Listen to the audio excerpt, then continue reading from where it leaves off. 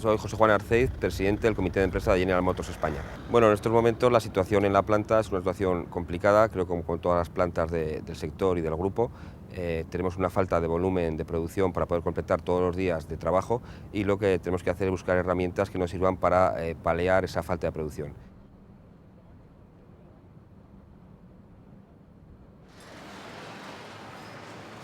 General Motors workers experience the same problems all over Europe. Jobs and incomes are endangered on a massive scale by the ongoing reduction of labour and production costs. The current economic crisis, and more particularly in the car markets, are accelerating these problems dramatically in terms of industrial relations too. It is difficult to negotiate with a global enterprise like General Motors on a local level, since GM management is permanently trying to play off the different production sites against each other. The downsizing of production volumes often occurs without complying with legally binding information and consultation procedures between management and workers' representatives.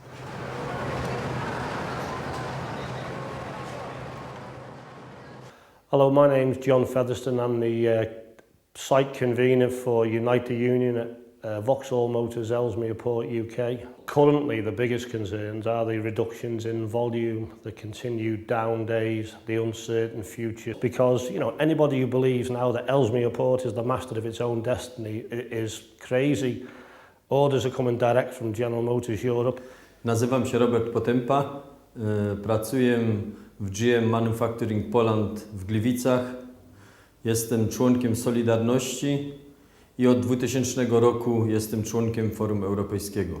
Bardzo martwi nas trudna sytuacja finansowa GM-u oraz spadek sprzedaży. A za tym idzie zwolnienie prędkości linii w naszym zakładzie o 10%, z 40 na godzinę na 36 oraz wolne dni produkcyjne. Mein Name ist Renate Blaunsteiner, bin Maschinenarbeiterin seit 26 Jahren bei General Motors in Aspern. Meine Funktion ist Arbeiterbetriebsratsvorsitzende von Aspern. Die derzeitige Situation bei uns in Aspern ist so, dass die Kolleginnen und Kollegen Angst haben um einen Verlust von Arbeitsplätzen oder Einkommensverlust. My name is Rudy Kennis and I'm representing the Socialist Metalworkers Federation. My home base is the plant in Antwerp, and in Europe I'm the vice chairman of the European Employee Forum. The biggest concerns in Antwerp is certainly all about survival and having a future, because at the last restructurings we had the most impact, so we lost a lot of volume, we lost a lot of people. We couldn't manage it in a social acceptable way. Soy Pedro Bona González, soy responsable, secretario general del Sindicato Unión General de Trabajadores. Soy miembro del Comité Europeo y a la vez miembro del Steering Committee, del Comité Directivo. Bien, pues la situación que tenemos actualmente en la planta pues es muy complicada porque, al igual que el resto de las plantas de GM y del resto de la automoción, incluido también aquí en España, pues nos estamos enfrentando al reto de ver cómo podemos paliar la bajada de ventas y, por lo tanto, de trabajo. Mi nombre es José María Fernando, soy miembro del sindicato Comisiones Obreras.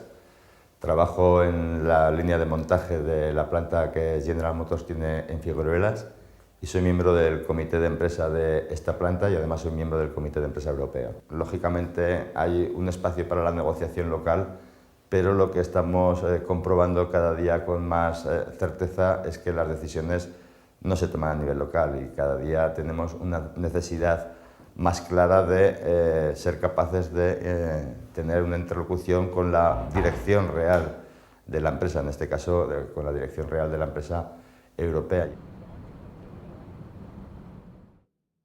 In order to strengthen the employee's position, it is necessary to coordinate the interests of GM Europe workers from all different sites. The General Motors Europe Employees Cooperation 2 programme is part of this effort. In the GM ECHO 2 programme, organised by the European Metal Workers Federation and co-financed by the European Commission, site representatives and trade union officers from Austria, Belgium, France, Germany, Hungary, Poland, Spain, Sweden and United Kingdom meet regularly to discuss local challenges and to develop a common European strategy. That extra 12%. The goal that we're looking to achieve is to ensure that we get people like General Motors around the table to discuss future strategies, sourcing policies within the companies to ensure that there's a fair and even balance of the workload across all the sites in Europe. To do this, we need to probably change the legislation through the European Works Council Directive to afford us more information and consultation rights, which means, in my opinion, to get people to talk to us about these decisions at the right time. We haven't got that at the moment. We're informed after the fact about these decisions, major decisions, very often taken in America and Detroit or wherever, and just sent centrally to Europe to be introduced. We want to force companies to get around the table to allow us to have an input into these major sourcing decisions, which affect millions of people. We are facing since 6-7 years that General Motors Europe and General Motors in Detroit is like a central committee, and they execute like a central committee. They don't have special decisions taken for Spain or for Germany or for Belgium or for Austria, wherever, for Sweden. No, they are acting as one company. They are acting with one voice. And this project gave us the opportunity also to have a one voice communication and to act as one body. Yo he estado participando en este proyecto europeo y he visto elementos muy positivos porque nos ofrece la oportunidad de reunirnos con todos los sindicatos europeos, pero podemos ir mucho más allá de ese nivel de intercambio, podemos empezar ya a debatir reales estrategias de trabajo para enfrentarnos a los retos, a los grandes retos que se nos vienen encima dentro del marco de la globalización. Entonces, este tipo de proyectos tendrían que aplicarse también en el marco de otras empresas multinacionales porque nos ofrece la posibilidad de ir más allá de las limitadas posibilidades que tenemos con los comités de empresa europeos. The opportunity to talk and gather information from other European trade unions, other plants is absolutely invaluable. We learned things only recently about different layoff agreements at different plants, the amazing diversity in agreements, you know, some good, some bad, some very average. And that's been more than useful. And again, it's useful in Ellesmere Port when we can tell people this is a situation in Poland, this is in Bochum, so as they know and understand, because everybody thinks they're getting the rough end of everything, but clearly every plant is under attack. And that opportunity to exchange information and make contacts has been invaluable. I think, first of all, we improved in a dramatic way our information and consultation process internally.